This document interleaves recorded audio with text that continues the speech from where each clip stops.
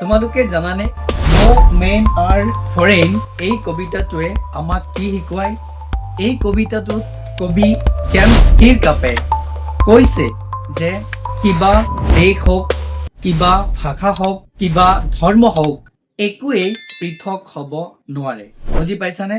মূল কথা হৈছে যি ধৰ্মই হওক, যি ভাষাই হওক, যি দেশেই হওক, এই চব আমি সকলো একেই, একোকেই আমাক পৃথক কৰিব নোৱাৰে। Hello my dear students, your one-stop learning place for class 9 and 10 English.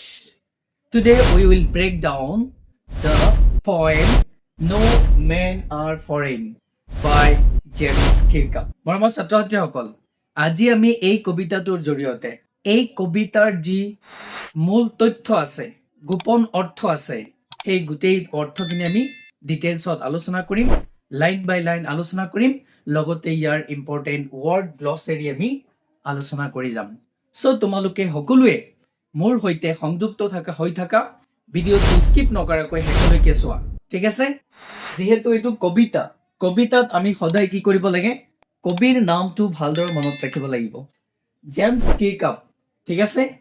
তেখেতৰ ইন্ট্ৰডাকশ্যন বায়'ডাটা মই নিদিওঁ, তোমালোকে এই চাৰ্টটো আছে নহয়, এইটোত চাই লোৱা, ঠিক আছে? এই চাৰ্টটো তোমালোকে ধুনীয়াকৈ অলপ চাই লোৱা, বাছ ইয়াতে তাৰ ডিটেইলছ গোটেইখিনি লিখা আছে জেমছ কিৰকাপৰ, ঠিক আছে? ব'লা এতিয়া আমি কবিতাৰ লাইন বাই লাইন অৰ্থ শিকোঁ।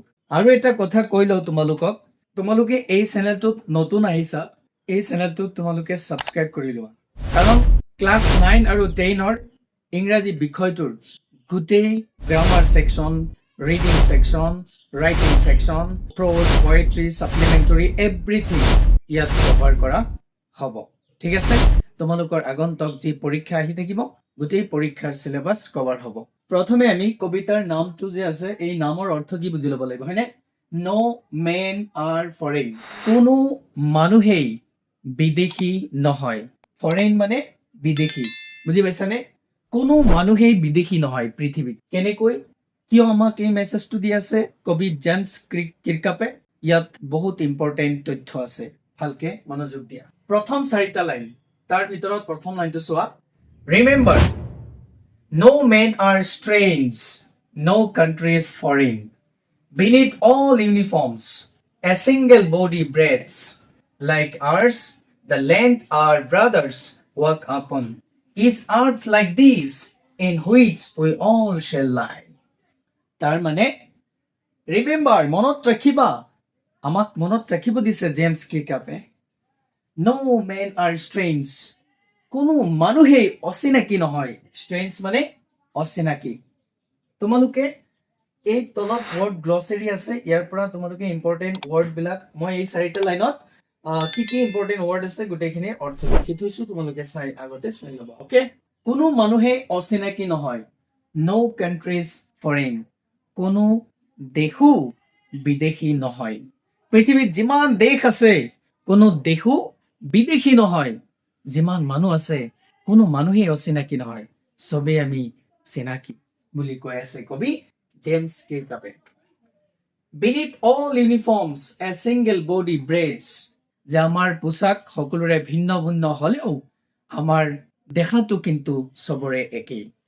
তাৰ মানে কি কৈ আছে? Beneath all uniforms, beneath মানে অধীনত, তাৰ ভিতৰত থকা, মানে যিমান দেশ আছে পৃথিৱীত, গোটেই দেশবিলাকৰ প্ৰত্যেকটো দেশৰ ফ'ৰ্চ আছে, সেনাবাহিনী আছে, তেওঁলোকৰ ইউনিফৰ্ম বেলেগ বেলেগ। সেনাবাহিনীসকলে কি কৰে? বেলেগ বেলেগ দেশৰ বিপক্ষে যুদ্ধ কৰে, তেওঁলোকে অস্ত্ৰ তুলি লয়। সেইটো উদ্দেশ্য বুজাই আছে যে বিনিথ অল ইউনিফৰ্মছ, যে আমাৰ পোচাক সকলোৰে বেলেগ বেলেগ হ'ব পাৰে, পৃথক হ'ব পাৰে। এ ছিংগল বডি ব্ৰেথছ, কিন্তু আমাৰ দেখাটো চবৰে একেই। এটা দেখাই শ্বাস প্ৰশ্বাস লয় সেই ইউনিফৰ্মটোত। তুমি লাগিলে আমেৰিকাৰ সৈন্যবাহিনী হোৱা, তুমি লাগিলে পাকিস্তানৰ সৈন্যবাহিনী হোৱা, তুমি লাগিলে ইণ্ডিয়াৰ সৈন্যবাহিনী হোৱা, আমাৰ কিন্তু দেখাটো একেই। বুজি পাইছা নাই? অলপ ভালকে মনোযোগ দিবা, কবি কি কৈ আছে। লাইক আৱাৰ্ছ, আমাৰ দৰেই, the land our brothers walk upon, আমাৰ দৰে তেওঁলোকে চলা মাটিবিলাকো, তেওঁলোকে যি যি দেশত থাকে, যি মাটিত চলে, সেই মাটিও আমাৰ ভাই ককায়ৰে মাটি। বুজি পাইছানে? আমাৰ এই ভাই ককায়ৰ মাটি, তাৰমানে মই তুমি চবেই তেনেকুৱা বেলেগ বেলেগ দেশত থাকো, তো মাটিটো চবৰে একেই, ভাই ককাৰে মাটি আমাৰ, সেইটোৱে কৈ আছে। Is earth like this in which we all shell লাই, যি মাটিত ইন হুইচটোৱে কি বুজাই আছে? ঠাইৰ কথা বুজাই আছে, যে যিখন ঠাইত বা যিখিনি মাটিত আমাৰ মৃত্যুৰ পিছত আমাৰ সমাধি হ'ব, সেই মাটি সকলোৰে একেই। তাৰ মানে মোৰ মৃত্যুৰ পিছত যি মাটিত সমাধি হ'ব, তোমাৰ মৃত্যুৰ পিছতো সেই একে মাটিতেই সমাধি হ'ব। বুজি পাইছা নাই? সেইটোৱে কবিয়ে বুজাব বিচাৰি আছে। মৰমৰ ছাত্ৰ ছাত্ৰীসকল, তোমালোকে এই 4টা লাইনৰ অৰ্থ বুজি পাইছানে? ঠিক আছে, যদি বুজি পাইছা চবেই দবাই লাইক কৰি দিয়া, আৰু কমেণ্ট কৰিবলৈ নাপাহৰিবা। কোনে ক'ৰ পৰা চাই আছা, কোন স্কুলত পঢ়া, কিবা ডাউট আছে নেকি, কমেণ্ট কৰি জনাবা তোমালোকে। ষ্টেঞ্জা নাম্বাৰ 2, এই 4টা লাইনত মষ্ট ইম্পৰ্টেণ্ট ৱৰ্ড, এই 5টা ৱৰ্ড তোমালোকে আগতে ভালকে চাই লোৱা। ঠিক আছে, এৱাৰ মানে সচেতন, হাৰ্ভেষ্ট মানে ফচল বা ফলন, ষ্টাৰভেড মানে অনাহৰত ভোগা, লাইন্স মানে হাতৰ ৰেখা, লেবাৰ মানে পৰিশ্ৰম। ইয়াতে অৰ্থ এনেকুৱা বুজাই আছে। এতিয়া আমি এই লাইনবিলাক ধুনীয়াকৈ বুজি লওঁ। চোৱা, they too aware of sun and air and water, তেওঁলোকেও মানে গোটেই বিশ্ববাসীৰ কথা কৈ আছে কবি জেমছ কিৰ্কহাফে, যে তেওঁলোকেও কি কৰে? যি আমাৰ প্ৰাকৃতিক উপাদান আছে, যেনে সূৰ্য, বতাহ, পানী, এইবিলাকৰ উপভোগ কৰে, যি আমি উপভোগ কৰোঁ। আমিওতো একেই বস্তু উপভোগ কৰোঁ এইখন পৃথিৱীত, হয়নে নহয়? আমিও বায়ু, পানী, সূৰ্যৰ পোহৰ উপভোগ কৰোঁ, হয় নহয়? সেইটোৱে কৈ আছে যে দে টু, তেওঁলোকেও এবাৰ উপভোগ কৰে of sun and air and water, যে তেওঁলোকেও সূৰ্য, পানী আৰু বায়ু আৰু পানীৰ উপভোগ কৰে। নেক্সট লাইনত চোৱা কি কৈ আছে, আৰ ফেড বাই পিচফুল হাৰ্ভেষ্টছ, কি কৰে? যে শান্তিৰ সময়ত, যেতিয়া আমাৰ মাজত শান্তি থাকে, আমি ধুনীয়া পৰিৱেশত থাকোঁ, তেতিয়া আমি চবেই কি কৰোঁ? কৃষি কাজৰ ফচল উপভোগ কৰোঁ, তাৰমানে আহাৰ পান কৰোঁ। আমাৰ কৃষি কাজৰ যি ফচল, সেই ফচল আমি ভোগ কৰোঁ, হয়নে? ফচল ভোগ কৰোঁ। বাই ৱাৰ্ছ লং উইণ্টাৰ ষ্টাৰভেড, যে যুদ্ধৰ সময়ত শীতৰ দিনতো অনাহাৰত থাকোঁ। তাৰমানে বাই ৱাৰ্ছ লং উইণ্টাৰ ষ্টাৰভেড, বিপৰীত অৰ্থও বুজাই আছে। যুদ্ধৰ দিনত কি হয়? শীতৰ দৰে অনাহাৰত ভুগিব লাগে। তাৰমানে যেতিয়া আমাৰ মাজত শান্তি থাকে, তেতিয়া আমি চবেই একে ফচলে খাই জীৱন যাপন কৰোঁ। আকৌ যেতিয়া যুদ্ধ হয়, তেতিয়া চব মানুহে কি কৰে? একেই পৰিস্থিতি হয়, আমাৰ ঘৰ দুৱাৰ নাইকিয়া হৈ আমি ঠাণ্ডাৰ মাজতো অনাহাৰত ভুগিব, শীতৰ দিনত ঠাণ্ডাত আমি অনাহাৰত ভুগিব লগা হয়। মানুহে মানুহক হত্যা কৰোঁ, এখন দেশে আন এখন দেশৰ বিৰুদ্ধে যুদ্ধ কৰোঁ। এই কবিতাটো কবিয়ে লিখিছে একমাত্ৰ হিউমেনিটিৰ কথা চিন্তা কৰি। মৰমৰ ছাত্ৰ ছাত্ৰীসকল, 3 নম্বৰ লাইন চোৱা, their hands are ours and in their lines we read, যে তেওঁলোকৰ হাতবিলাকো আমাৰ হাতবিলাকৰ দৰেই। দেয়াৰ হেণ্ডছ আৰ আৱাৰ্ছ, তাৰমানে তেওঁলোকৰ হাতবিলাকো আমাৰ হাতবিলাকৰ দৰেই। And in their lines we read, তেওঁলোকৰ হাতৰ ৰেখাবিলাক একে জীৱন কাহিনীৰ কথাই কয়। হাতৰ ৰেখাবিলাকত, তেওঁলোকৰ হাতৰ ৰেখাবিলাকতো উই ৰিড, আমি পঢ়িলে দেখা পাওঁ, একে জীৱনৰ কাহিনীয়ে দেখা পাওঁ। এইটোৱে কৈ আছে, a labour not different from our own, তেওঁলোকৰ পৰিশ্ৰম আমাৰ পৰিশ্ৰমৰ পৰা কোনো পধ্যে ভিন্ন নহয়। তাৰমানে তেওঁলোকে যেনেকে পৰিশ্ৰম কৰে, আমিও তেনেকেই পৰিশ্ৰম কৰোঁ। সেইটোৱে কৈ আছে, লেবাৰ মানে পৰিশ্ৰম, a labour not different from our own, তেওঁলোকে কৰা পৰিশ্ৰম আমাৰ পৰিশ্ৰমৰ পৰা কোনো পধ্যে ভিন্ন নহয়। My dear students, stanza number 3, most important কবিতা। ভাল লাগি আছেনে? যদি ভাল লাগি আছে, তেতিয়াহ'লে চবেই লাইক, কমেণ্ট আৰু শ্বেয়াৰ কৰি দিয়া। তোমালোকৰ ফ্ৰেণ্ড চাৰ্কললৈ ভিডিঅ'টো শ্বেয়াৰ কৰি দিয়া, ঠিক আছে?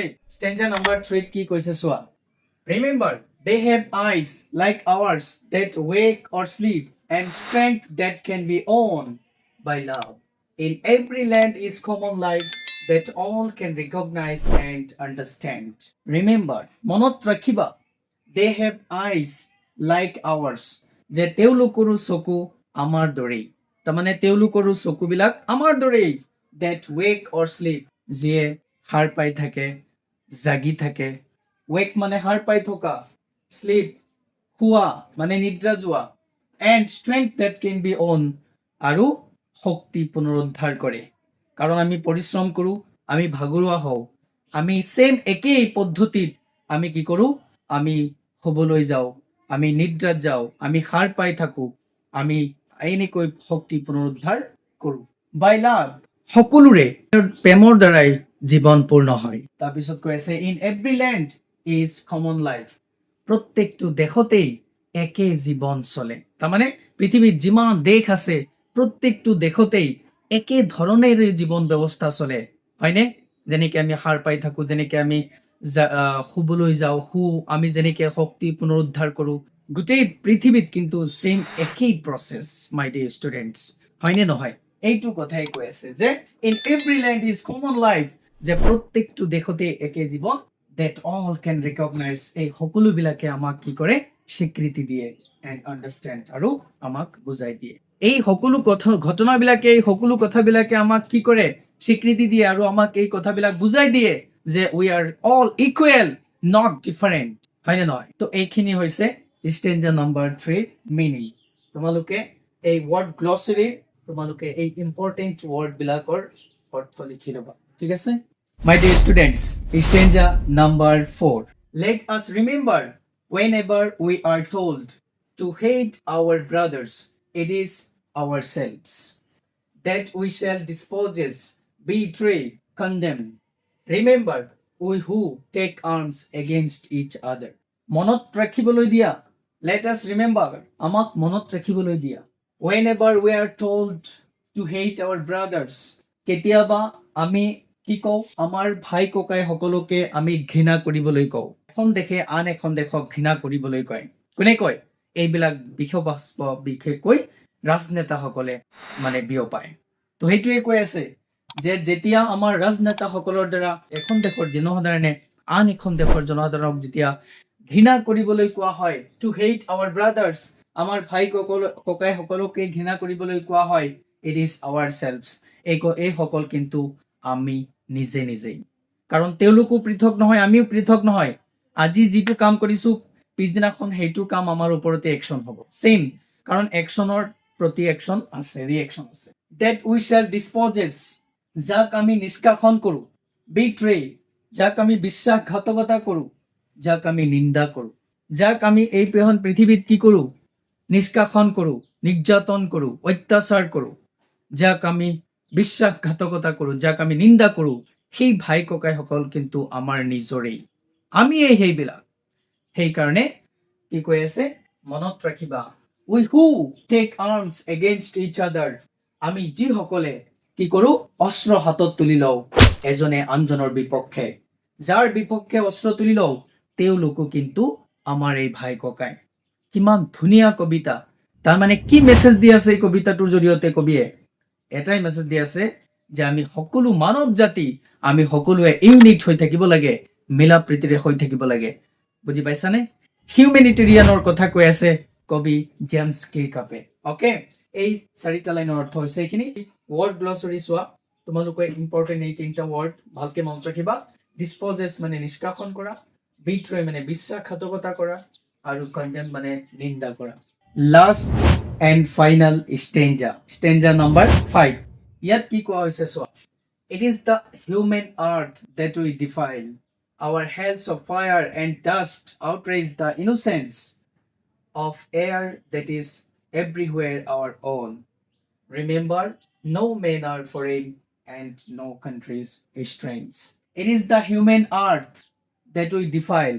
এইখন হৈছে মানৱ জাতিৰ পৃথিৱী, এইখন হৈছে মানৱ জাতিৰ ধৰা ভূমি মাটি, যিখন পৃথিৱীক আমি বিনষ্ট কৰি আছো, কুলুষিত কৰি আছো। ডিফাইল মানে কুলুষিত কৰা, নষ্ট কৰা, যিখন আমি নষ্ট কৰি আছো। কেনেকৈ? our hells of fire and dust, কি কৈ আছে, আমাৰ জুই আৰু ধূলিৰ নৰক, outrage the innocence, কি কৰি আছে, এই নিৰ্দোষিতাক মানে ধ্বংস কৰি আছে। outrage মানে ধ্বংস কৰা। কাক ধ্বংস কৰি আছে? নিৰ্দোষিতাক। তাৰমানে যেতিয়া যুদ্ধ হয়, যেতিয়া কোনো ৱাৰ হয়, তেতিয়া মৰে কোন? চব ইনোচেন্ট পিপুল বিলাক কি হয়? ডাই হয়।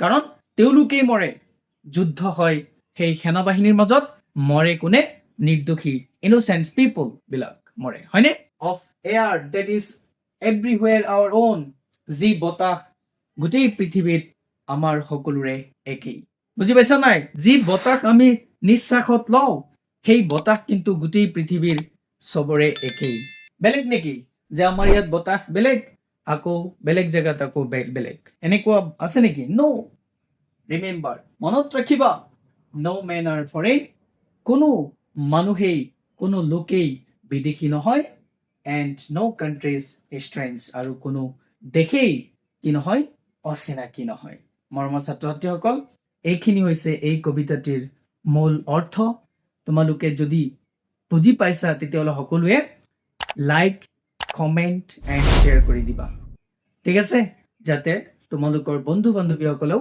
চাব পাৰে বুজি পাব পাৰে তো তোমালোকে এই 4টা লাইনৰ পৰা যি ইম্পৰ্টেণ্ট 3টা আমি ৱৰ্ড পাইছো এই 3টা ৱৰ্ড লিখি ল'বা ঠিক আছে